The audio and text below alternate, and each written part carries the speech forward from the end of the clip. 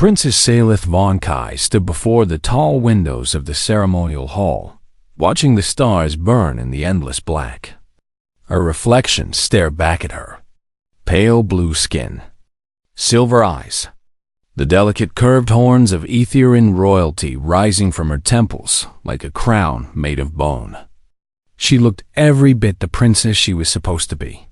She did not feel like one. Behind her, the doors opened. Her mother's voice filled the silence. "It is time." Salith did not turn around. "I know.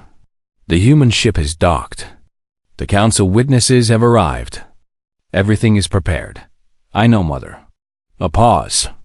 Then footsteps, soft on the crystal floor. Her mother's hand touched her shoulder. "This alliance will save our people. The Gethrani will not dare attack us with humanity at our side." Salith finally turned. Her mother's face was calm, controlled. The face of a queen who had watched half her empire burn, who had held her youngest daughter's hand as the girl died from radiation sickness after the Kethrani bombs fell. "You are asking me to marry a monster," Salith said quietly. "I am asking you to marry a weapon." Her mother's silver eyes held no apology. "The Gethrani destroyed our fleet. They burned our colonies. They killed Mirith." A voice cracked slightly on the name. "We cannot fight them alone. The humans can. The humans eat flesh. They solve problems with violence.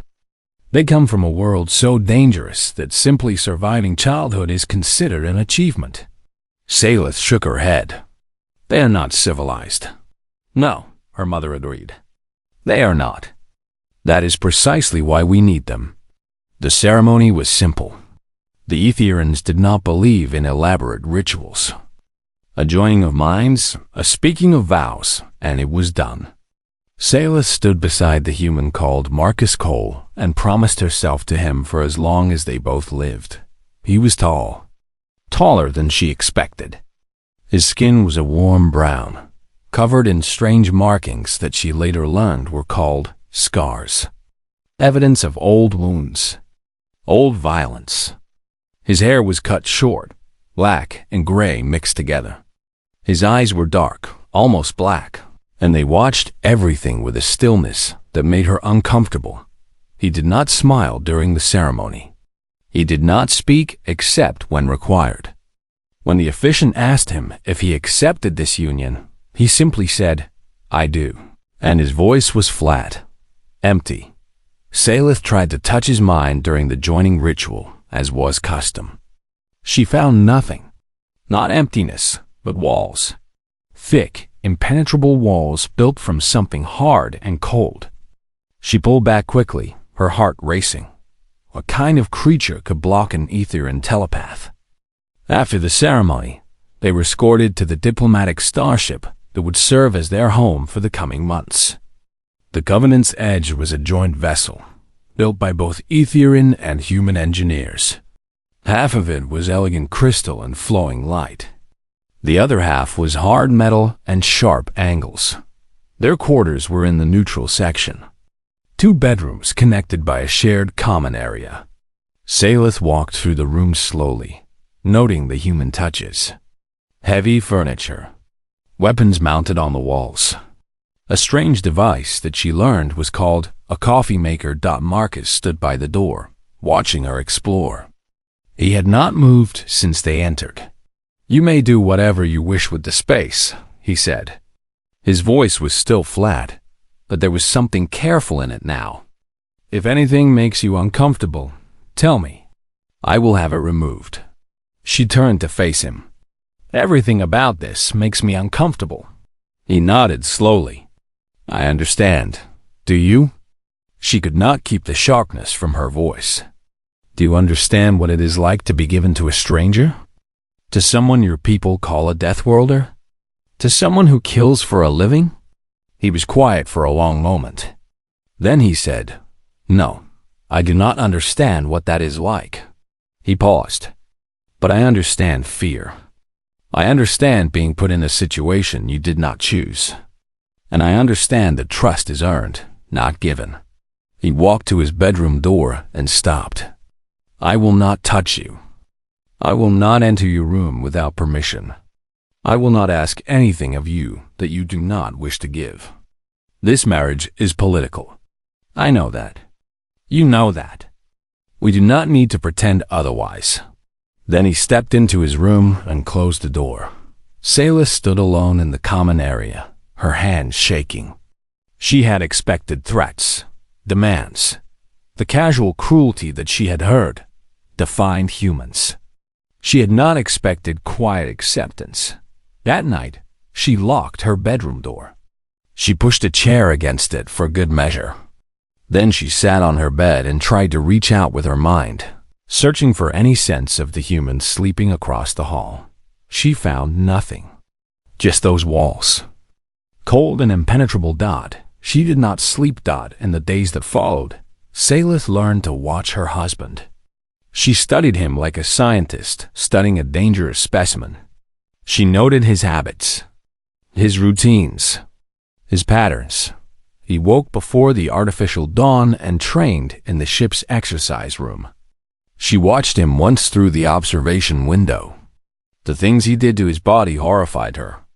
Lifting heavy weights, striking padded targets until his hands bled, running until sweat poured from his skin like water. Etherin would be hospitalized after such treatment. Marcus simply showered and went about his day. He ate meat at every meal. Red flesh cut from animals and cooked over fire. She tried not to watch him eat, but sometimes she could not help it. His teeth were flat, not pointed like a predator's.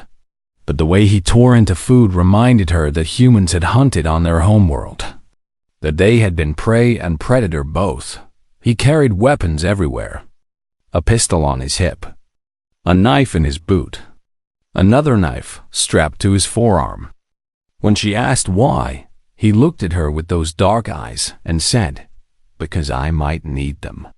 The ambassadors and diplomats on the ship treated him with careful respect. They smiled at him. They laughed at his brief jokes. But Sayla saw how they moved away when he entered a room. How they never turned their backs to him. How they flinched when he moved too quickly. They were afraid of him. Everyone was afraid of him. On the 7th night, Sayla found herself standing at her window again, watching the stars. Her sister had loved the stars. Mirith had wanted to be an explorer, to see new worlds, new wonders. Now she was ash scattered over the ruins of their southern continent. Sayla pressed her hand to the cold glass and made herself a promise. She would survive this marriage. She would learn everything she could about the monster she had married. And when the time came, she would use that knowledge to protect herself. She did not yet understand that she had the equation backwards. That the monster was not her enemy. He never had been. 3 weeks passed on the Covenant's edge. Sayla kept her distance. Marcus kept his. They shared meals in silence. They attended diplomatic meetings side by side without speaking. They moved through their shared quarters like ghosts, careful never to touch, never to collide. But Sayla watched. She could not help herself. She noticed small things at first. The way Marcus always let her enter a room before him. The way he positioned himself between her and the doorways. At first, she thought he was blocking her escape. Then she realized he was blocking anyone else's entrance. He was not trapping her in. He was keeping others out. She noticed how he learned her habits without asking. When she came to breakfast, her preferred tea was already waiting. When she mentioned once that the lighting in the common area hurt her eyes, she woke the next day to find it dimmed. When the ship's chef served a dish containing certain proteins that Etherans could not digest, Marcus quietly sent it back before she could touch it. She never asked him to do these things. He never mentioned doing them. He simply did. One evening, a trade ambassador from the Velax Consortium came aboard for negotiations. He was a large creature, covered in thick brown fur, with small eyes and a booming voice. During the meeting, He talked over Salith repeatedly. He directed his questions to Marcus. He treated her like furniture. Salith was used to this.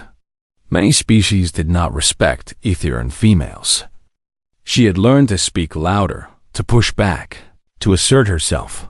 But before she could say anything, she felt the temperature in the room change. Marcus had not moved. He had not spoken, but his silence had become a weapon. He stared at the ambassador with those dark eyes, and something in that stare made the larger creature stumble over his words. The ambassador's voice got quieter. His eyes kept flicking to Marcus. His fur stood on end. When the meeting ended, the ambassador left quickly. He did not look back. "You did not need to do that," Salith said quietly. Marcus looked at her. "Do what?" Whatever that was. The staring. The intimidation. He shrugged. He was being rude. I can handle rudeness. I know. He stood up from the table. But you should not have to. He walked away before she could respond. That night, Salith dreamed of fire. She dreamed of the Kethrani ships descending from the sky, of the bombs falling like rain, of the screaming that seemed to go on forever. She dreamed of running through burning streets, her sister's hand in hers, of the flash of light that separated them, of finding Mirith afterward, lying in the rubble, her beautiful silver skin turned gray and blistered. Mirith had lived for 3 more days. The radiation poisoning ate her from the inside.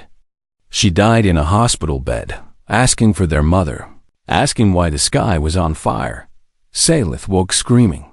She sat up in her bed, gasping for air, her heart pounding against her ribs. The room was dark, safe. The walls of the ship hummed around her. Just a dream. Just a memory. She pressed her hands to her face and tried to stop shaking. A soft knock came at her door. Salith froze. Her first instinct was fear. The old fear, the deep fear, the fear of the monster across the hall. But the knock came again, and it was not demanding. It was gentle, almost hesitant. Salith. Marcus's voice muffled through the door. "Are you all right?" She did not answer. "I heard you scream," he continued. "I am not going to come in. I just wanted to make sure you were not hurt." She found her voice. "I am fine." It was a nightmare. A pause. Then, "Okay." She expected to hear his footsteps retreating. Instead, there was silence. She got up from her bed and walked to the door. She did not open it. She pressed her hand to the metal and reached out with her mind. The walls were still there, cold and impenetrable. But now she sensed something else. A presence. Heavy and still and watchful, he was standing guard. "You do not need to stay," she said. "I know. It was just a dream. I know." "Marcus." She did not know why she said his name. It felt strange on her tongue. "Go back to bed. No one is getting through me." His voice was quiet but certain. "Sleep, Salith. I will be here." She stood there for a long time, her hand pressed to the door, trying to understand. This was not the behavior of a monster. This was not the behavior of the brutal Death Worlder she had been warned about. This was something else entirely. She went back to bed.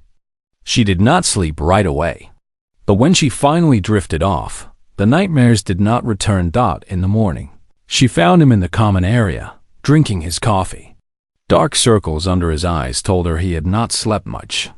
"Thank you," she said. He looked up at her. "For what?" She did not know how to explain. So she simply sat down across from him and poured herself a cup of tea. They sat in silence together. But this time, the silence was not cold. It was not careful. It was something else. Something new. After that night, things began to change. Salith found herself paying attention to different details. Not the weapons Marcus carried, but the way he handled them with careful respect. Not the scars on his skin, the stories they might tell. Not the walls in his mind, but what he might be protecting behind them. She began asking questions. Small ones at first. How did you get that scar? She asked one day, pointing to a thin line on his jaw. He touched it absently. Training accident. I was young and stupid. And that one? A larger scar on his forearm. Knife fight. I was older and still stupid. She almost smiled. Almost. Why did you become a soldier?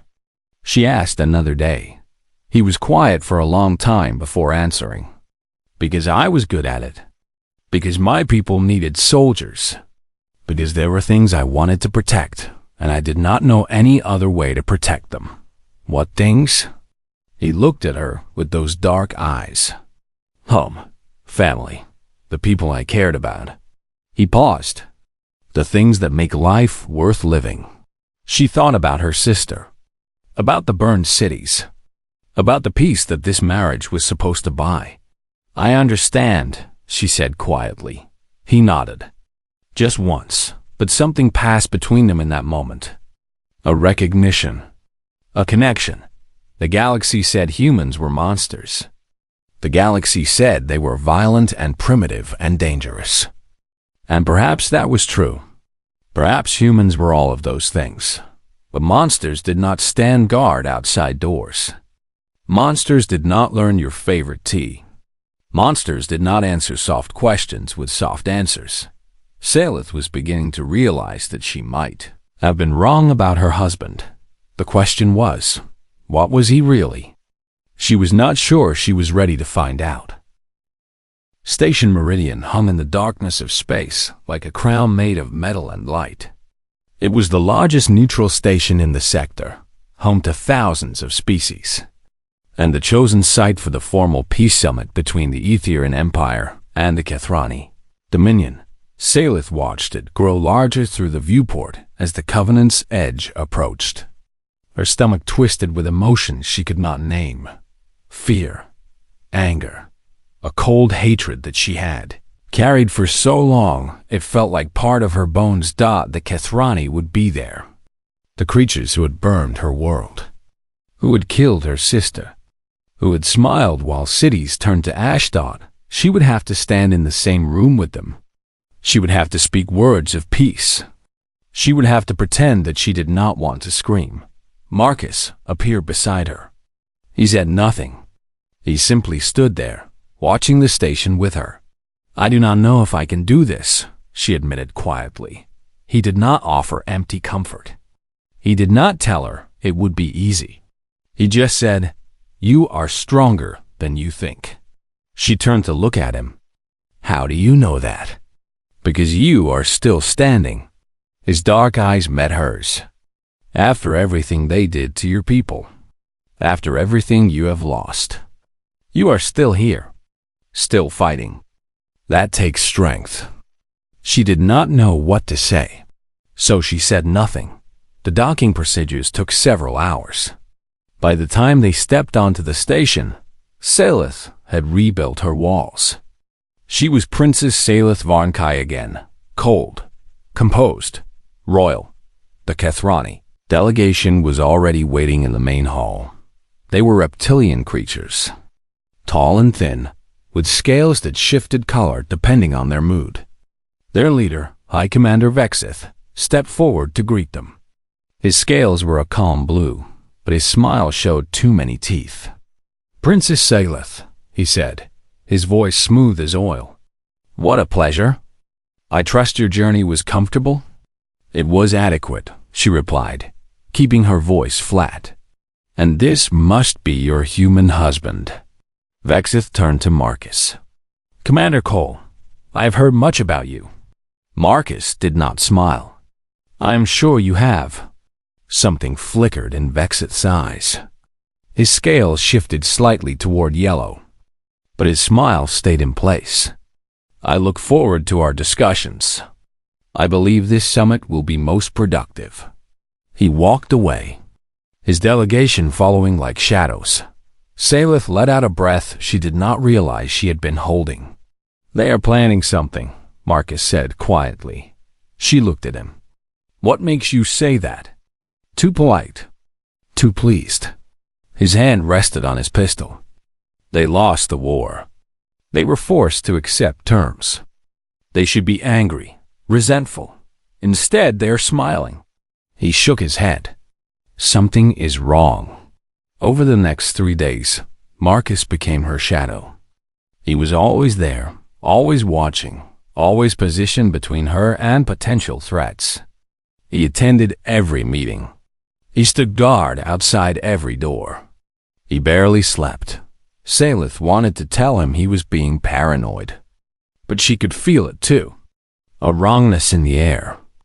A tension beneath the surface. The Kethrani were too cooperative. Too eager. Too friendly. On the third night, her handmaiden brought her evening tea. The girl was an Aetherian named Lissa, young and quiet and devoted. She had served Salith's household for years. There was no reason to suspect her. The Marcus stepped forward before Salith could take the cup. "Let me," he said. Lissa's eyes widened slightly. "Commander, this is simply tea. I prepared it myself." Marcus took the cup from the tray. He lifted it to his nose and inhaled slowly. Something changed in his face. A hardness that Salith had never seen before. "Where did you get the leaves?" he asked. "From the station supplies, Commander." "The same source as always." "No." His voice was cold. "These are not the same. There is something else in this." Lissa's hands began to shake. "I do not know what you mean." Marcus set the cup down carefully. Then he turned to face the girl fully. He did not raise his voice. He did not make threats. He simply looked at her with those dark eyes and said, "Tell me who sent you." The handmaiden broke within minutes. Her name was not Lissa. She was a Kethrani agent, surgically altered to appear Aetherian. The poison in the tea was slow-acting, designed to mimic natural illness. Salith would have died within a week, and no one would have suspected murder. The peace summit would have collapsed. The alliance with humanity would have shattered. The war would have resumed. Salith stood in the corner of the room, her heart's pounding, as station security took the assassin away. She could not stop staring at the cup of tea sitting on the table. Such a simple thing. Such an ordinary thing. It would have killed her. Marcus approached her slowly. "Salith." She looked up at him. "You saved my life. I was paying attention." He paused. "Are you all right?" She laughed. It was not a happy sound. "Someone I trusted just tried to kill me. Someone I saw every day. Someone who brought me tea and brushed my hair and listened to my secrets." She shook her head. "No, I am not all right." He was quiet for a moment. Then he said, "You have every right to be angry, to be scared, to feel betrayed." His voice softened slightly. "But you are still alive. That means we still have a chance to make them pay." She looked at him. Really looked at him. "You are not going to rest until they are punished, are you?" "No? Why?" She did not understand. "This marriage is political. I am nothing to you.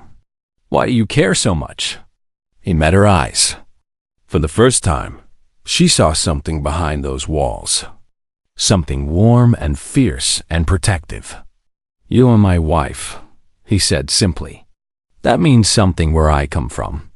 She did not know how to respond. So she just stood there, looking at this strange human who had appointed himself her guardian, who had learned her habits and stood guard outside her door and caught assassins before they could strike.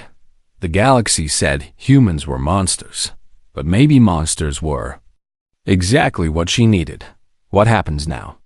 she asked quietly. Marcus looked toward the door where the assassin had been taken. His expression hardened again. "Now," he said, "we find out who sent her, and we make sure they never threaten you again." There was no anger in his voice, no rage, just cold, certain promise. And for the first time since her sister died, Salith felt something she had almost forgotten how to feel. She felt safe. The failed assassination made everything worse. The Kathrani delegation denied involvement. They expressed shock and outrage. They demanded to know how an Aetherian servant could have been compromised. High Commander Vexith personally apologized to Salith, his scales shifting through colors of concern and sympathy that she knew were false. Station security investigated. They found evidence linking the assassin to Kathrani intelligence. But the evidence was circumstantial. Not enough to prove anything. Not enough to act on. The summit continued. The peace negotiations moved forward. And the Kathrani smiled their two wide smiles and pretended. They had not just tried to murder a princess. Salith felt like she was walking through a den of predators. Every friendly gesture hid a knife. Every polite word concealed poison. She could trust no one except a human, who walked beside her like a shadow made of violence. Marcus had changed since the assassination attempt.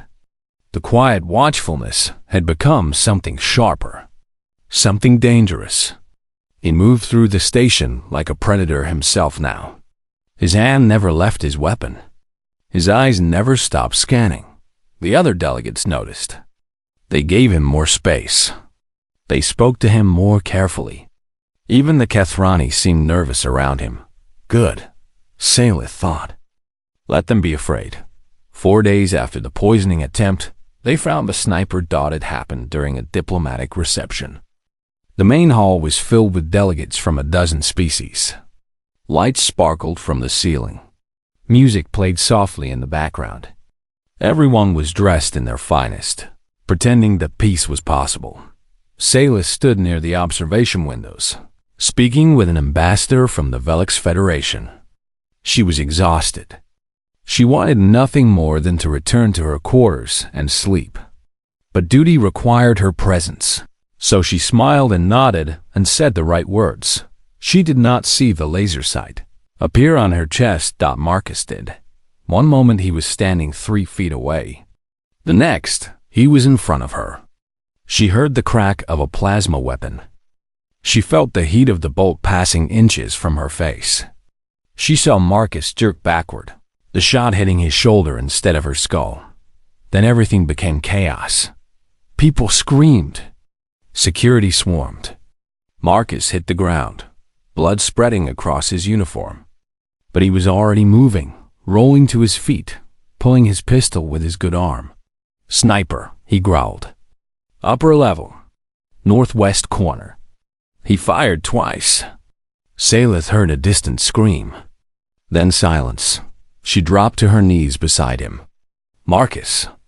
Marcus, you are hurt. Notice that. His voice was tight with pain. His face was pale. But his eyes were still sharp, still scanning. Are you hurt? No. You pushed me out of the way. Good. He tried to stand. Failed. Tried again. We need to move. There might be more. You need medical attention. Later. He finally got his feet under him, swaying badly. Blood dripped from his fingers. You first. Always you first. Security took over then. They rushed Salith to a safe room. They carried Marcus to the medical bay. The station went into lockdown. The sniper was dead. Marcus's shots had been perfect despite his injury.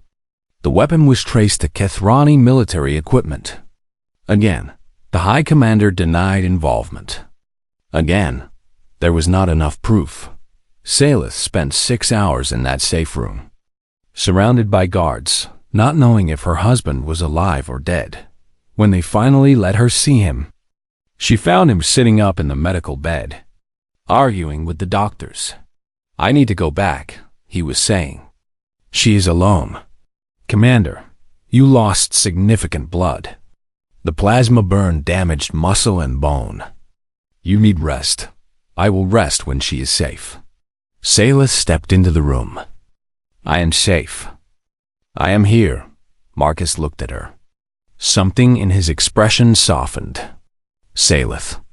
She walked to his bedside. The wound was bandaged, but she could see how bad it was. The plasma bolt had torn through flesh and muscle. The doctor said he should be unconscious, should be in surgery, should be anywhere but sitting up and demanding to leave. "You almost died for me," she said quietly. "Almost does not count." "Why?" Her voice cracked. "Why would you do that?" He was silent for a moment. Then he said, "Because I made a promise. Because you are mine to protect.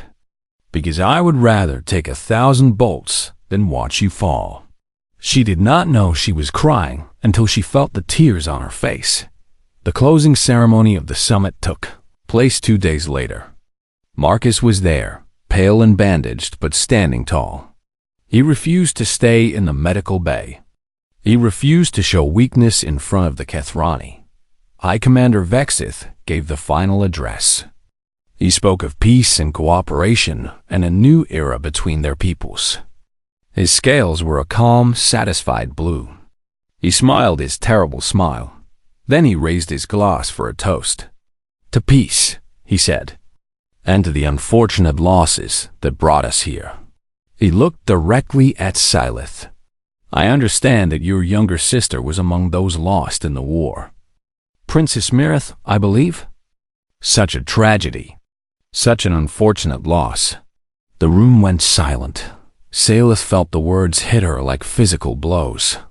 The casual cruelty of it. The deliberate provocation. He was reminding her that they had killed her sister. He was smiling while he did it. She could not move. Could not speak. Could only stand there as rage and grief tore through her dot. Then Marcus stepped forward. He set his glass down on the nearest table. The sound was small, but somehow it silenced everything. Everyone watched as the human walked slowly toward the center of the room.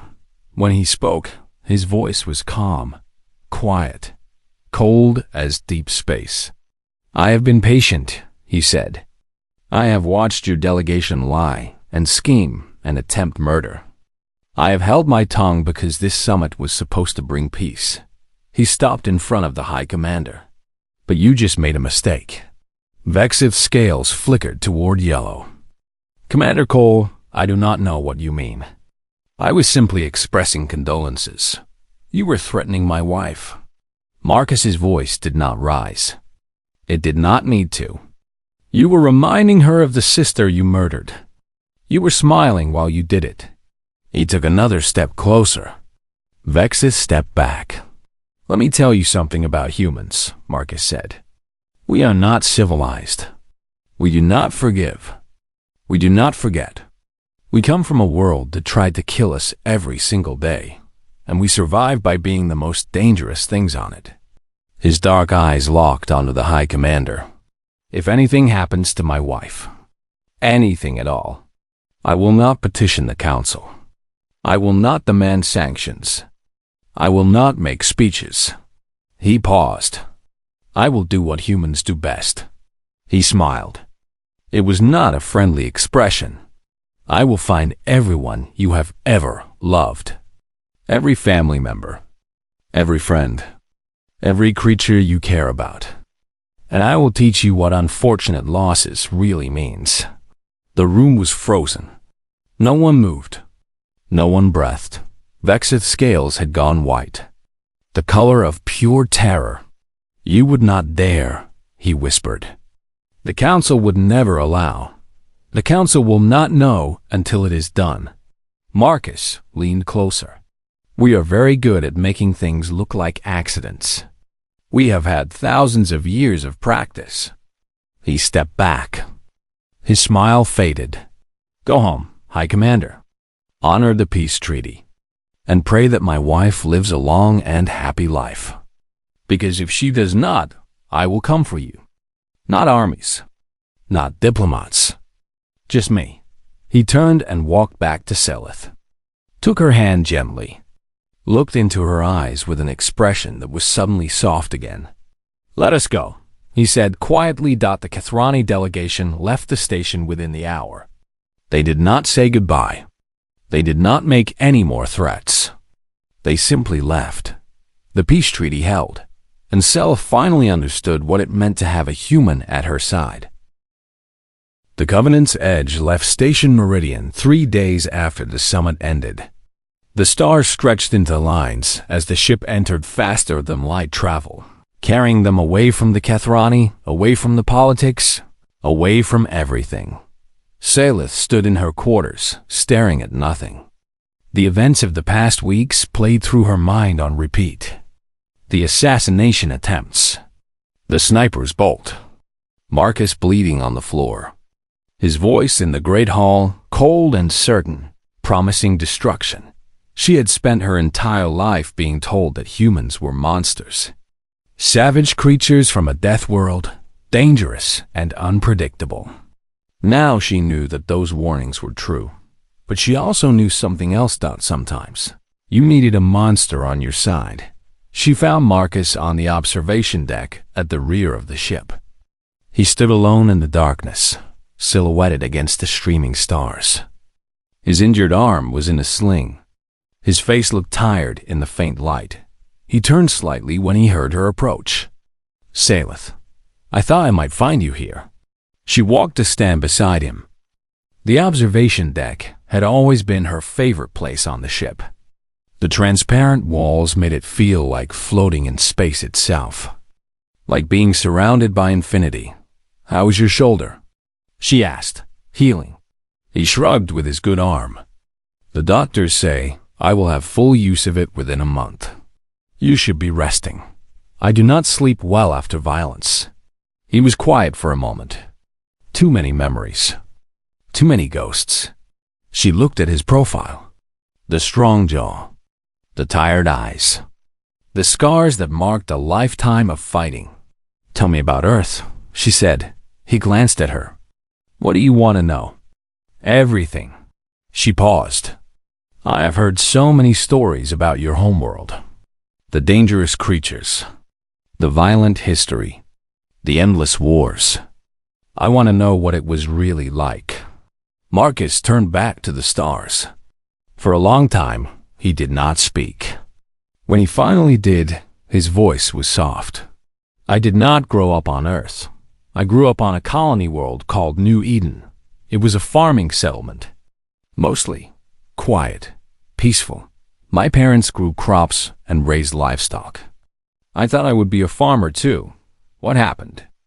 Raiders." The word came out flat, empty. "I was 12 years old when they came. Pirates from the outer territories looking for supplies and slaves. They burned half the colony in a single night." Salith felt her heart clench. "I am sorry. I watched my father die trying to protect us. My mother hid me and my sister in a cellar while the house burned above us. We waited there for 18 hours until rescue came." He paused. 18 hours, listening to screams, smelling smoke, wondering if we would cook alive or suffocate first. She did not know what to say, so she simply listened. "After that, I had one goal. Become strong enough that no one I loved would ever be hurt again." He flexed his injured hand slowly. "I joined the military at 16. I trained until I broke. I learned every weapon, every fighting style, every way to hurt and kill. I became the thing that raiders feared, a monster. Yes." He met her eyes. "I am not a good man, Salith. I have done terrible things. I have killed more people than I can count. I have made threats that I fully intended to keep." He paused. "But everything I have ever done was to protect the people I care about. That is the only purpose I have ever had." She thought about the words he had spoken to the Kethrani High Commander. The cold promise of destruction. At the time, it had frightened her. Now she understood. "You meant every word," she said. "In the Great Hall. When you threatened them, every word. You would really have done all those things?" He held her gaze without flinching. "If they had hurt you, I would have done worse." She should have been horrified. She should have been afraid. Instead, she felt something warm spreading through her chest. Something like gratitude. Something like belonging. Why me? She asked quietly. You barely know me.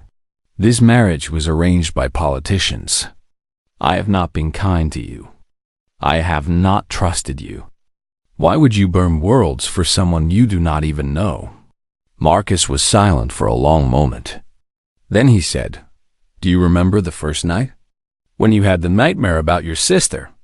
Yes, I stood outside your door for hours. Not because I had to, not because it was my duty, but because I could hear you crying, and I could not walk away. He paused. That was when I knew. Knew what? That you were not just a political arrangement. That you were a person who had suffered, who had lost, who was scared and alone and trying to be brave. He looked at her with those dark eyes. I have been that person. I know what it feels like. And I swore to myself that I would never let anyone make you feel that way again. Salith felt tears prickling at her eyes.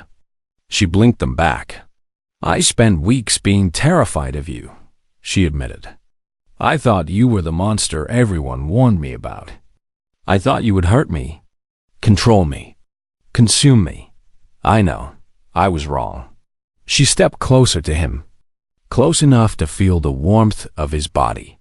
You are not a monster, Marcus. He shook his head. I am exactly what they say I am. I am violent and dangerous and capable of terrible things. Yes. She reached out and took his good hand in hers. His skin was warm, rough with calluses. You are all of those things. But you are not a monster. He looked at their joined hands. Something flickered in his expression. Something vulnerable and uncertain. Then what am I? She squeezed his hand gently. You are our monster. Mine. My people's. The galaxy says humans are dangerous. The galaxy says you cannot be trusted. The galaxy says you are savage and primitive and cruel. She smiled softly. But the galaxy does not understand. You are not dangerous to us. You are dangerous for us. You are the weapon that protects. The shield that does not break. The fury that answers when our enemies strike. She stepped closer still, close enough that she could see the stars reflected in his dark eyes. I am glad you are mine, she said quietly, and I'm glad I am yours. For a long moment, neither of them moved. Then Marcus raised his good hand and gently touched her face. His fingers were calloused but careful, soft as a whisper. I do not know how to be gentle, he said. I do not know how to be kind. I only know how to protect, how to fight, how to break things that threaten the people I love. Then protect me. She leaned into his touch. Fight for me. Break anyone who tries to hurt me. Always. And let me do the same for you. She reached up and covered his hand with hers. Let me be the soft place where you rest. Let me be the voice that calls you home from the darkness. Let me show you that there is more to life than violence. He was quiet for a long time. Then, slowly, carefully, he pulled her closer. His injured arm wrapped around her waist. His forehead rested against hers. I do not deserve you, he whispered. Perhaps not. She smiled against his skin. But you have me anyway. They stood there together in the darkness, surrounded by stars. Two broken people from different worlds. A princess who had lost everything. A soldier who had become a weapon. Alone, they were incomplete. Together, they were something new. The galaxy had tried to destroy them both. It had failed. And now they would face whatever came next. Side by side. Hand in hand, the monster and his princess. The princess and her monster. And anything that threatened them would learn the hard way what happened when humanity had something worth protecting.